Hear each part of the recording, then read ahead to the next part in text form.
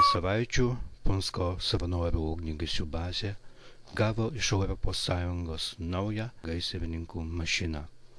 Ta proga kalbamės su Punsko ugniagesių viršininku Jonu Vaičiuliumi.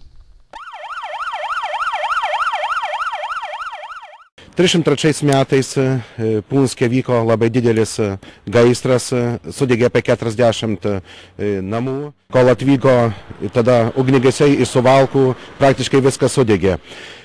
Toliau 304 metais mokyklos vedėjas ponas Jakubovič įsteigė ugniagesių komandą. Tada būna apie 16 narių, aišku, tai yra visi ūkininkai, savanorai. Ir jie tada įsigyja siurblį rankinį ir apie 70 metrų šlangos. Toliau reikia paminėti, kad 61 metais yra pradedama statyti Punske gaisrinė, kurią išremontavom prieš 5 metus. Lėšos gaisriniai buvo iš valstybės, iš draudimo įstaigų, o visi darbai buvo atlikti nuo talkos būdų. Toliau 74 metais labai mūsų komanda, Punsko licėjaus moterų komanda vaivadijoje užima 2 vietą. Tada buvo Balstogės vaivadija. Iš tokios dar reikia paminėti, kad 95 metais mūsų gaisrinė, o ne tik mūsų, taip pat ir Smalėnų, yra įtrauktos į valstybės gelbėjimo ir gesinimo sistemą. Aišku, tas viskas mus įpareigoja, bet tam tikslui mes ir gauname kasmet apie 5-6 tūkstančius zlotų.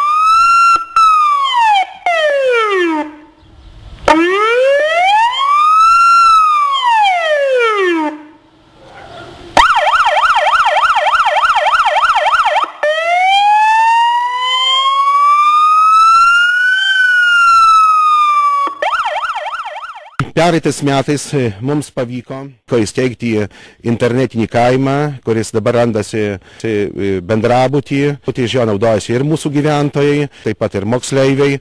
Tas projektas kainavo apie 80 000, yra tai 5 kompiuterai ir, aišku, įranga. Nu ir reikia gal džiaugtis tuo, kad visgi turime jau dabar iš projekto, taip pat iš projekto turime labai gerą ugniagesių mašiną, tai yra Mercedes-Benz su labai naujoviška įranga. Talpa vandens yra apie 2,5 tūkstančio, toliau turi žirkles metalui pjaustyti, paskiau yra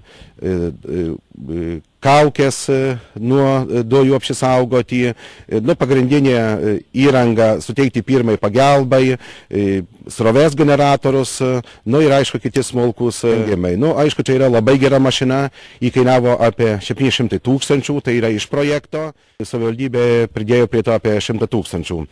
Taip pat panašią mašiną gavo ir gaisrininkai iš Krasnopolio ir Šipriškių savivaldybės.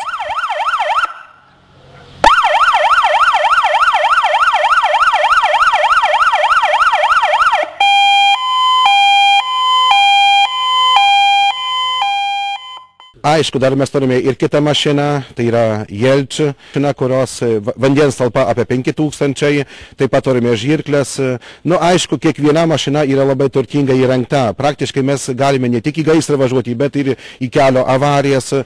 Turime aprangą, kovinę aprangą labai gerą, turime šalmus. Aišku, ir šlangas, vienu žodžiu, tikrai mes esame pasiruošę ne tik gesyti gaisrus, aišku, jų dar gaisrų kaskart mažiau yra, daugiau važiuojam į kelio, važiuojam vandens ištraukti, paleiskim, bet tikrai aš manau, kad gaisrininkai ne tik su įranga pasiruošę, bet ir apmokyti. Kasmet mes stengiamės, kad vieną kitą gaisrininką apmokyti iš aptarnavimo įrangos, o taip pat jau yra gaisrininkų, kurie gali suteikti pirmą pagalbą, kadangi jie yra apmokyti. Yra gaisrininkų apie 30 ir kur apie 10 gaisrininkų yra, kurie yra apie 10 garbės gaisrininkų.